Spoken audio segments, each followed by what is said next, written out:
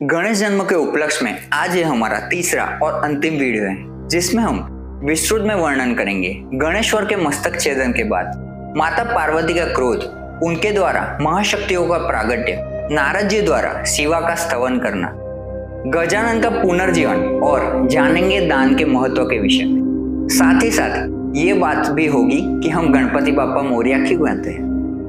तो वीडियो के अंत तक बने रहिए हमारे साथ और ध्यान से सुनिए। तो चलिए शुरू करते हैं।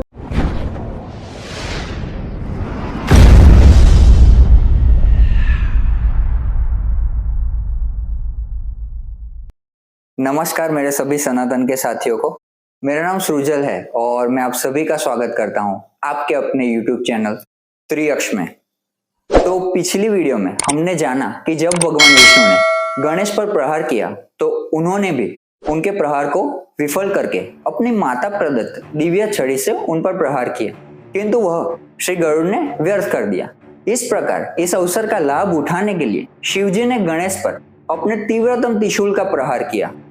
उस समय गणेश जी उनकी ओर से असावधान थे, इसीलिए प्रहार को बचा न सके। त्रिशूल उनके कंठ पर जाकर लगा, जिससे उनका मस्तक कटकर जा गिरा। अब जानते हैं आगे। तो माता पार्वती जी को जब पता चला कि उन्हीं के प्राणनाथ ने गणेश जी का मस्तक काट डाला है और उसी उपलक्ष्य में देवगण और शिवगण विजय उत्सव मनाते हुए नृत्य गान आदि करने लगे, तो वे अत्यंत व्याकुल और अधीर हो गए। उन्होंने सोचा कि देखो, इन सब ने मिलकर मेरे प्राण प्रिय पुत्र की हत्या कर दी। अब उस निरपराध बालक का वियोग मैं कैसे सह पाऊंगी।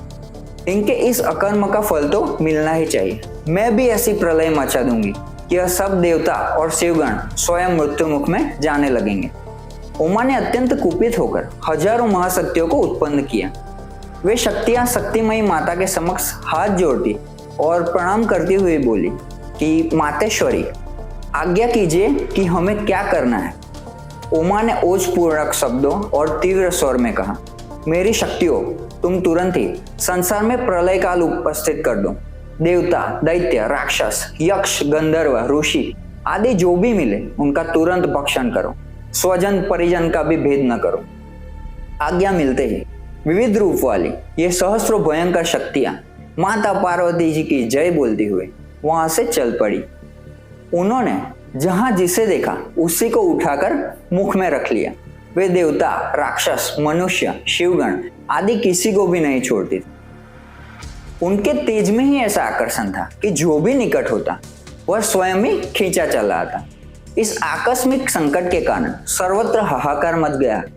देवता, ऋषि आदि सभी ने समझा कि प्रलय काल उपस्थित हो गया है, इसीलिए सभी ने जीवन की आशा छोड़ दी थी। अब तो संसार में भय व्याप्त हो गया। देवता परस्पर मिल बैठकर सोचने लगे कि यह सब क्या हो रहा है। समस्त संसार धीरे धीरे मृत्यु मुख में स्वतः ही पहुंचता जा रहा है। इसका कारण क्या है, कुछ समझ में नहीं आता। कुछ कहने लगे, प्रलय काल उपस्थित है तो प्राणों का मोह छोड़ना ही होगा। उसमें किसी का क्या वश चलेगा। ब्रह्मा जी को भी तो क्लेवर बदलना होता है प्रत्येक कल्पांत में। तो क्लेवर यानी कि अपीयरेंस, मतलब उपस्थिति। तो तभी किसी ने कहा, किंतु कल्प का अंत कहाँ है अभी, इसीलिए प्रलय भी तो नहीं हो सकता। यह तो कोई अन्य ही कारण है जिससे समस्त प्राणी मृत्यु मुख की ओर बढ़े चले जा रहे हैं। अच्छा हो कि ब्रह्मा जी इसका कारण ज्ञात करने की कृपा करें। ब्रह्मा जी ने समाधि लगाई और कारण जान लिया। उनकी समाधि भंग होते ही देवगण उत्सुकता से उनकी ओर बैठ गए। चतुरानंद ने धीरे धीरे कहना आरंभ किया। तो उन्होंने देवगण से कहा कि देवगण, शक्तिमान कामारी की प्राण प्रिया एवं महाशक्ति उमा ने अपनी देह की मैल से गणेश नामक एक पुत्र उत्पन्न किया और उसकी नियुक्ति द्वार पर करके आज्ञा दी थी कि किसी को भी भीतर न आने देना। वह द्वार पर खड़ा था, तभी स्वयं उमानाथ आए और भीतर जाने लगे। गणेश ने उन्हें रोका तो वे भीतर जाने की हट करने लगे। उन्हीं के आदेश से घोर युद्ध हुआ, जिसमें तुम सबको अपने अपने प्राण बचाने दुर्लभ थे। उसी युद्ध में उमानाथ ने ही उमापुत्र गणेश का मस्तक छिन्न कर दी। तो बस तभी से भगवती उमा का भयंकर कोप आरंभ हो गया। सभी एक दूसरे का मुख देखने लगे। कुपित हुई महाशक्ति को कौन रोके और कौन समझाए? तभी ब्रह्मा जी ने कहा, गिरिजा कुमारी के प्रसन्न हुए बिना यह संहार रुक नहीं सकता, इसीलिए भगवान विष्णु के पास चलकर उनसे परामर्श करना चाहिए। सभी भगवान विष्णु के पास गए। उन्हें प्रलय के समान भीषण संहार की बात सुनाते हुए इसका कारण भगवती पार्वती का कोप बताया और पूछने लगे, त्रिलोकीनाथ, उपस्थित संकट में आप ही उबार सकते हैं, इसलिए शीघ्र कोई उपाय कीजिए, अन्यथा समस्त विश्व ही मृत्यु के गर्भ में जा छिपेगा। श्री हरि बोले, देवगण, इस विषय में तो हमें भगवान उमानाथ के पास ही चलना चाहिए, वे ही कालकूट भक्षक शिव इस उपस्थित संकट से पार लगा सकेंगे। सभी वहां से उठकर और विष्णु जी को साथ लेकर शिव जी के पास पहुंचे और हाथ जोड़कर निवेदन करने लगे कि गिरिजानाथ, अपने गिरिजासुत गणेश का मस्तक काट दिया। उसी से कुपित हुई वे महाशक्ति विश्व में प्रलय करना चाहती हैं। समस्त संसार भीषण विभीषिका से भयभीत है। अब आप ही इस संकट से रक्षा करने में समर्थ हैं। शिव बोले, देवगण, तुम सबका कहना यथार्थ है। मेरा विचार है कि सभी लोग उस देवी को समझा बुझाकर शांत करें तो कार्य बन सकता है। चलो मैं भी साथ चलता हूँ। तो देवगण आगे आगे और शिव जी पीछे पीछे चले। तो जब पिछली वीडियो में आपने देखा होगा, भगवान शंकर आगे थे और सभी देवता पीछे थे, और अब सभी देवता आगे हैं और शिव जी पीछे पीछे चल रहे हैं। तो भवानी के द्वार पर पहुंचते पहुंचते न जाने कितने देवता शक्तियों द्वारा खींच खींच कर निगल लिए गए। उस समूह में देवता, दैत्य, राक्षस, ऋषि, यक्ष, किन्नर, दिक्पाल आदि सभी थे। वे सभी अपने अपने प्राण बचाकर भाग खड़े हुए। इस प्रकार देवता आदि में से किसी का भी साहस अब और आगे बढ़ने का न हुआ। ब्रह्मा विष्णु की भी क्या, स्वयं रुद्र भी रुद्राणी के तेज से व्याकुल होकर पीछे की ओर भागे। तो फिर पुनः देवताओं ने एकत्र होकर विचार किया, अब क्या किया जाए। रुष्टा रुद्राणी के सम्मुख कौन पहुंचे? इस प्रकार कहते हुए वे किसी निष्कर्ष पर नहीं पहुंच रहे थे। तो जिसका नाम लिया जाता वही अपनी असमर्थता प्रकट कर देता था। तभी देवर्षि नारद जी का वहां आगमन हुआ। देवताओं ने उनका बड़ा स्वागत सत्कार किया और फिर रुद्राणी के रुष्ट होने का सब प्रसंग सुनाकर बोले कि महर्षि, आप त्रिकालज्ञ और सभी उपायों के ज्ञाता है। जब तक भगवती गिरिजा प्रसन्न न होगी तब तक यह संहार रुकेगा नहीं, वरन बढ़ता ही जाएगा। इसीलिए इसका कोई उपाय करने की कृपा कीजिए। नारद जी हंसे और बोले, महाशक्ति की महिमा शक्तिमान से भी सिमटने में नहीं आई। अब इसका उपाय एक ही है कि आप सब लोग रुद्राणी के समीप चलकर स्तुतियों से उन्हें प्रसन्न करें। नारद जी का परामर्श सभी को हितकर प्रतीत हुआ और देवर्षि को आगे करके पार्वती जी के भवन की ओर चल दी। यद्यपि रुद्राणी अत्यंत कुपित थी तो भी नारद जी को सबसे आगे देखकर तुरंत ही मौन हो गई। तभी देवताओं ने अत्यंत श्रद्धापूर्वक उनकी स्तुति आरंभ की। देवगण बोले, हे जगत जननी, हे शिवे, हे परमेश्वरी, आपको बारंबार नमस्कार है। हे कल्याणी, हे अम्बे, आप ही संसार की उत्पत्ति, स्थिति और प्रलय की कारणभूता है। भगवान रुद्र की आदि शक्ति रुद्राणी आप ही है। हे मात, आपके कोप से त्रैलोक्य व्याकुल है। न जाने कितने जीव आपकी शक्तियों के मुख में जा पहुंचे हैं। बड़ा भीषण संहार हो रहा है। देवेशी, अब आप क्रोध को छोड़कर प्रसन्न हो जाइए। हे गिरिजानंदिनी, हम सभी आपके चरणों में प्रणाम करते हैं। इस प्रकार बारंबार प्रणाम करने और अनेक प्रकार के स्तवन को करने पर भी जगदम्बा का क्रोध शांत न हुआ, वरन वे मौन रहती हुई भी उन सबको क्रोधपूर्ण नेत्रों से देखने लगे। उन नेत्रों से चिंगारियां निकल रही थी। देवगण भय के कारण नेत्र झुकाकर पीछे हट गए। यह देखकर नारद जी के साथ समस्त ऋषिगण आगे हुए और उन्होंने भगवती के चरणों में प्रणाम कर स्तवन आरंभ किया कि देवी, सभी प्राणियों का संहार समुपस्थित है। दोषी देवताओं के अतिरिक्त निर्दोष ऋषि मुनि भी काल कवलित होते जा रहे हैं। इसीलिए इस व्याकुल हुए विश्व की ओर देखिए। जगदम्बे, आपके प्राणनाथ शिव जी भी ब्रह्मा, विष्णु, इंद्रादि देवताओं एवं समस्त प्रजाओं के सहित यहाँ आपके सामने उपस्थित है। हे परमेश्वर, यह सभी आपके ही उपासक हैं। देवेशी, कृपया हम सभी का अपराध क्षमा कर दीजिए। आपकी सेवा में आने पर तो बड़े बड़े भी कृपा प्राप्त कर लेते हैं। हे शिवे, अब क्रोध को शांत कीजिए और सभी को कृपापूर्ण नेत्रों से देखिए। आपको नमस्कार है, नमस्कार है। इस प्रकार स्तवन करते हुए ऋषि मुनियों ने बारंबार माता पार्वती जी के चरणों में प्रणाम किया। उनकी इस प्रकार की प्रार्थना से धीरे धीरे उनका क्रोध दूर होने लगा तथा वे द्रवीभूत होती हुई उन ऋषियों से कहने लगी, मत पुत्रो यदा जीवेत तदा संहरण नहीं, यथा ही भवता मध्ये पूज्यम च भविष्यति, सर्वदक्षो भवेदद्य यूयम कुरुत तद्यदि, तदा अशांति भवलोके नान्यथा सुख मा पश्यथ। तो उन्होंने ऋषियों से कहा, हे ऋषिगण, मैं तुम्हारे कष्टों को समझ रही हूँ, किंतु मेरे अकेले पुत्र को मारकर उनके साथ अन्याय किया गया है।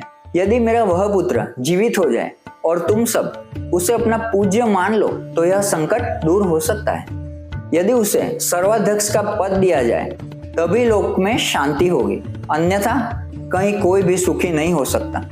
ऋषियों ने जगदम्बा को प्रणाम किया और बोले, दयामयी, आपने लोक रक्षा के लिए सरल उपाय बता दिया है। आपका कथन उचित ही है, इसे हम देवताओं को बताए देते हैं। ऐसा निवेदन कर ऋषिगण देवताओं के पास पहुंचे और माता की इच्छा उन्हें बता दी। वे सभी उन ऋषियों को साथ लेकर भगवान शंकर के पास पहुंचे। उन्होंने उन्हें प्रणाम कर माता का संदेश सुनाया कि प्रभु, जगदम्बा का कथन है कि यदि संसार को सुखी देखना है तो मेरे पुत्र को जीवित कर उसे सर्वाध्यक्ष का पद देना होगा, अन्यथा शांति संभव नहीं है। शिव बोले, देवगण, हमें उमा का कथन स्वीकार करना ही होगा। उसकी बात मानने से ही संसार का तथा हम सभी का कल्याण निहित, इसीलिए वह करना उचित है। देवताओं ने कहा, प्रभु, पार्वती पुत्र जीवित कैसे हो? उसका तो मुख ही शत विक्षत हो गया है, इसीलिए अब आप ही इस विषय में कोई उचित उपाय कीजिए। कुछ देवताओं की प्रार्थना पर शिवजी ने कुछ देर विचार किया और फिर बोले, देवताओं, उत्तर दिशा की ओर जाओ और मार्ग में जो भी प्राणी प्रथम दिखाई दे उसी का सिर काट लाओ और गणेश के कबंध पर जोड़ दो। पहले उस कबंध को स्वच्छ करके उसका पूजन करो और फिर काट कर लाए गए सिर को तुरंत ही कबंध पर रख दो। इस कार्य में उस समय विलंब नहीं होना चाहिए। शिवजी के आदेश अनुसार देवताओं ने पार्वती तनय के कबंध को भले प्रकार से धोया और फिर पोंछकर उसका पूजन किया। तदुपरांत उत्तर दिशा की ओर चल दिया। मार्ग में सर्वप्रथम हाथी मिला। उन्होंने उसका सिर काटा और गणेश के कबंध पर रख दिया। फिर उन्होंने शिवजी से निवेदन किया, त्रिपुरारी, हमने शिवपुत्र के कबंध पर हाथी का मस्तक रख दिया है, अब उसे प्राण प्रदान करने का कार्य ब्रह्मा, विष्णु और आपको करना। कबंध पर सिर रखे जाने के समाचार से सभी उपस्थित जन प्रसन्न हो उठे। फिर समस्त देवताओं ने शिवजी के चरणों में प्रणाम करके निवेदन किया, जगदीश्वर, आपके जिस दिव्य तेज से हम उत्पन्न हुए वही तेज वेद मंत्रों द्वारा इस बालक में प्रविष्ट हो, ऐसी कृपा कीजिए। शिवजी ने स्वीकारोक्ति की तथा समस्त देवताओं ने वेद मंत्रों के द्वारा जल को अभिमंत्रित कर उससे बालक को अभिसिंचित किया। उस जल का स्पर्श पाते ही बालक में चेतना लौटने लगी और वह कुछ ही क्षणों में जीवित हो गया। जैसे कोई व्यक्ति सोते से जाग जाता है, वैसे ही उसने नेत्र खोल दिए। अब उस अत्यंत सुंदर बालक का मुख हाथी के समान हो गया।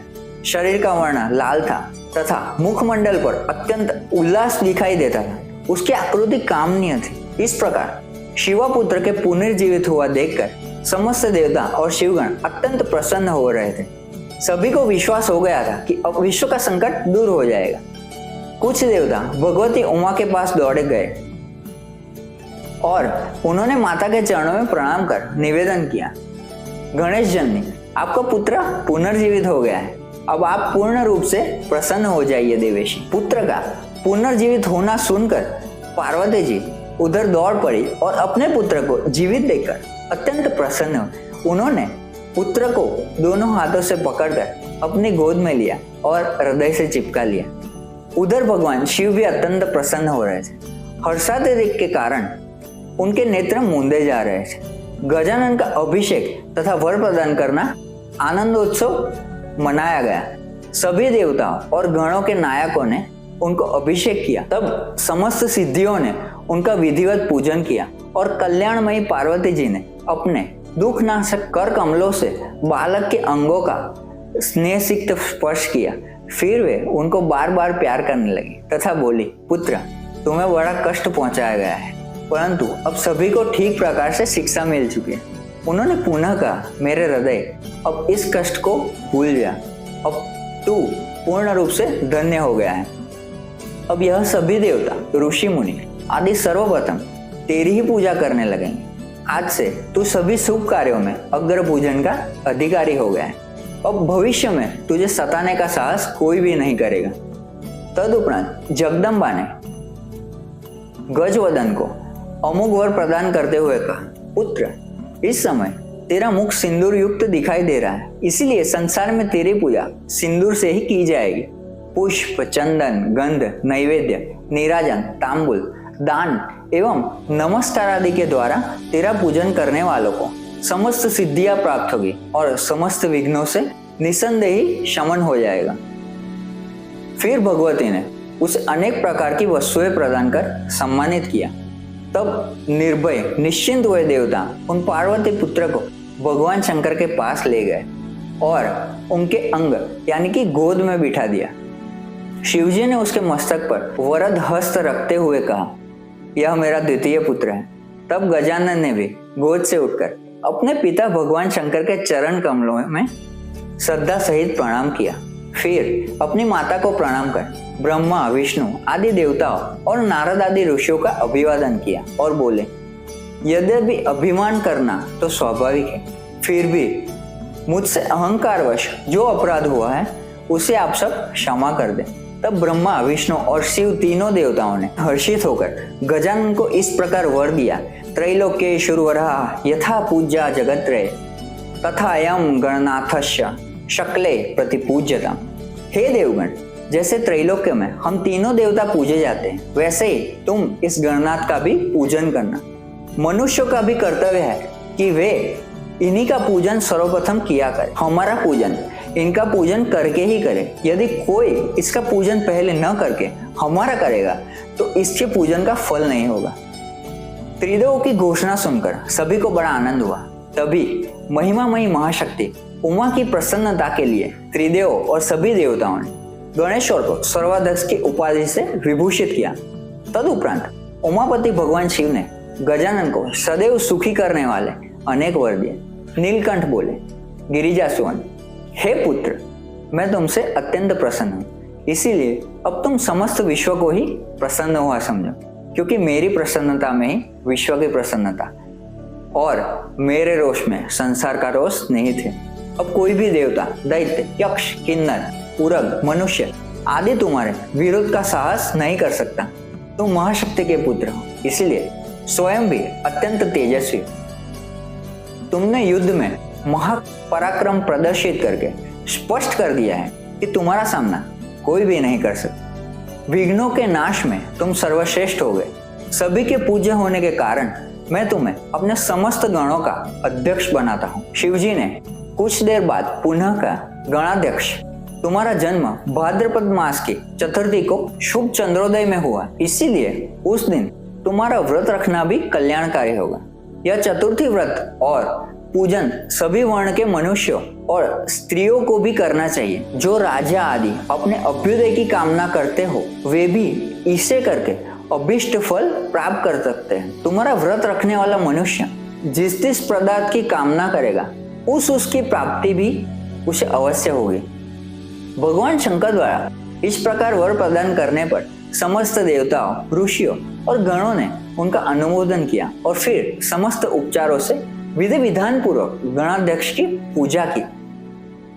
फिर शिवगणों ने भी उनका पूजन वंदन किया और गणाध्यक्ष गजानन भगवान की जय हो बोलने लगे। इससे समस्त त्रिलोकी गूंज उठी। अपने प्राण प्रिय पुत्र का इस प्रकार सम्मान हुआ देखकर पार्वती जी बहुत प्रसन्न हुए और भारी आनंदोत्सव मनाया जाने लगा। देवगण दुदुम्बिया बजाने लगे, अप्सराएं नाचने लगी, गंधर्वों ने मधुर ध्वनि में गीत गाए और अंतरिक्ष से दिव्य पुष्पों की वर्षा हुई। प्रकृति में भी उल्लास छा गया। वन और नगर में सभी वैभव संपन्न हो गए। सर्वत्र वृक्षों पर मनोहर पुष्प और मीठे फल लद गए। हरित तृण एवं पौधों से संपन्न हुई पृथ्वी ऐसी प्रतीत होती थी मानो उसने हरी चादर ओढ़ ली हो और उस पर बेल, बूटे आदि का काम हो रहा हो। देवताओं और अप्सराओं द्वारा किए जाने वाले संगीत एवं नृत्य से समस्त चराचर विश्व तन्मय हो गया। जो सुनता वही नाचने लगता। शिवगण, उमा की सहेलियां आदि ने भी उसमें भाग लिया। फिर स्वयं भगवती उमा भी आनंद में भरकर नृत्य करने लगे। तब भगवान शंकर भी कैसे बैठे रहते, वे तो जागृति में सदैव नर्तनशील रहते, इसीलिए डमरू उठाया और नृत्य करने लगे। यह देखकर समस्त विश्व ही नृत्यात्मक हो गया। सभी दिशाओं में विद्यमान देहधारी आनंद मग्न होकर नृत्यरत थे। लगता था कि सारा विश्व ही नाच रहा है। इस प्रकार समस्त संसार आनंदमय था। सभी के दुख दूर हो चुके थे। सर्वत्र सुख शांति का साम्राज्य छा गया। अब आनंदोत्सव पूर्ण हुआ। तब ब्रह्मा, विष्णु आदि सभी देवताओं ने सर्वानंद विग्रह भगवान गणाध्यक्ष का बारंबार पूजन किया तथा साथ में शिव की स्तुति भी की। तदुपरांत शिव शिवा और गणपति से आज्ञा लेकर सभी अपने अपने धाम को चले गए। श्री गणेश जी का यह उपाख्यान सब प्रकार से अभीष्ट पूर्ण कराने में समर्थ है। इदम सुमंगलाख्यानम यह शृणोति संशयतः सर्वमंगल संयुक्तम सभवेन मंगलायनम। इस परम मंगलमय आख्यान को जो उपासक सुई संयत मन से सुनता है वह समस्त मंगलों से संपन्न होता हुआ स्वयं भी मंगलों का घर ही हो जाता है। तो दोस्तों, ये कथा यहाँ समाप्त होती है और अब जानते हैं कि हम गणपति बाप्पा मोरया क्यों कहते हैं। तो गणेश पुराण में गणेश जी की सवारी मोर बताया गया है। मोर पर सवार होने के कारण उन्हें मयूरेश्वर भी कहते हैं। मयूर उनकी सवारी होने के कारण उन्हें मोरया कहा जाता है। लेकिन मयूरेश्वर और मोरया के साथ एक और रोचक कथा भी जुड़ी हुई है, जिसका संबंध महाराष्ट्र के मयूरेश्वर मंदिर और मोरया गोसावी नामक एक गणेश भक्त से। करीब 600 साल पहले की बात है। महाराष्ट्र के चिंचवाड़ गांव में एक गणेश भक्त हुए जिसका नाम मोरया गोसावी था। ऐसी मान्यता है कि मोरया गोसावी भगवान गणेश के अंश थे। इनका जन्म 1375 ईस्वी में हुआ था। इनके पिता का नाम वामन भट्ट और उनकी माता का नाम पार्वती बाई था। इनके माता पिता गणेश जी के भक्त थे।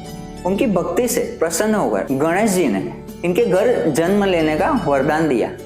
बचपन से ही मोरया गोसावी मयूरेश्वर गणेश की भक्ति में लीन हो गए और हर गणेश चतुर्थी के दिन चिंचवाड़ से 95 किलोमीटर दूर पैदल चलकर मयूरेश्वर मंदिर में दर्शन के लिए जाते। बचपन से लेकर 117 साल तक यह सिलसिला चलता रहा। वृद्धावस्था आ जाने पर इनके लिए इतनी लंबी दूरी तय करके मयूरेश्वर मंदिर पहुंचना कठिन हो गया। एक दिन बप्पा इनके सपने में आए और कहा कि अब तुम्हें मयूरेश्वर मंदिर तक आने की जरूरत नहीं है। कल जब तुम स्नान करके कुंड से निकलोगे तो तुम मुझे अपने पास पाओगे। इनका सपना सच हुआ। जब मोरया स्वामी स्नान करके निकलने लगे तो इनके पास गणेश जी की वैसी ही छोटी सी प्रतिमा थी जैसा उन्होंने सपने में देखा था। इन्होंने चिंचवाड़ में उस मूर्ति की स्थापना की और धीरे धीरे भक्त और भगवान दोनों की प्रसिद्धि दूर दूर तक फैलने लगी। लोग गणेश जी के साथ उनके भक्त का नाम लेकर जयकारे लगाने लगे। लोगों में भक्त और भगवान का अंतर मिटता चला गया और दोनों एक लगने लगे। भक्तों ने गणपति को गणपति बाप्पा मोरया के नाम से पुकारना शुरू कर दिया। तो ये थी कहानी गणपति बाप्पा मोरया की। दोस्तों, मैं ये आशा करता हूँ कि आपको ये जानकारी अच्छी लगी होगी। आपको हमारी वीडियो अच्छी लगी हो तो इसे लाइक करें, कमेंट करें और इस जानकारी को अपने परिवार और मित्रगण में शेयर करें और आपके इस चैनल को सब्सक्राइब जरूर करें। तब तक प्रकृति का ध्यान रखें। मिलते हैं अगली वीडियो में। गणपति गजानन महाराज की जय। जय श्री राम। हर हर महादेव।